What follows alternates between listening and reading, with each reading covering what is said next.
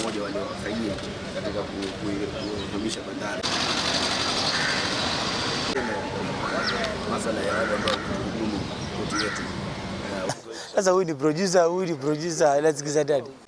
Taki. Istanbul.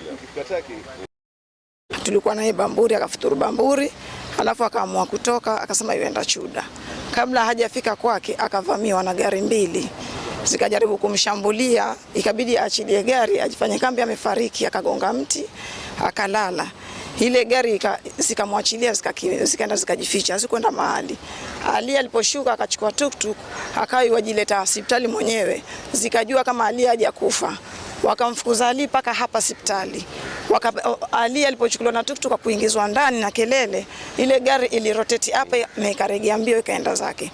Kumaanisha hichi kisasi bado chaendelea na Ali hana usalama. Ilikuwa imeathiri zaidi mkono wake wa kulia ambapo inasemekana ndio alijikinga nao.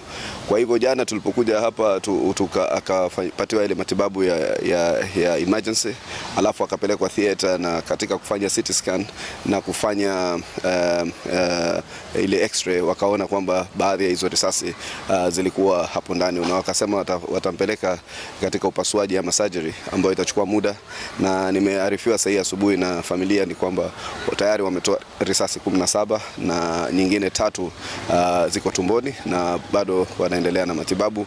Wamempeleka sasa katika ile ICU ili kuweza kuimarika zaidi.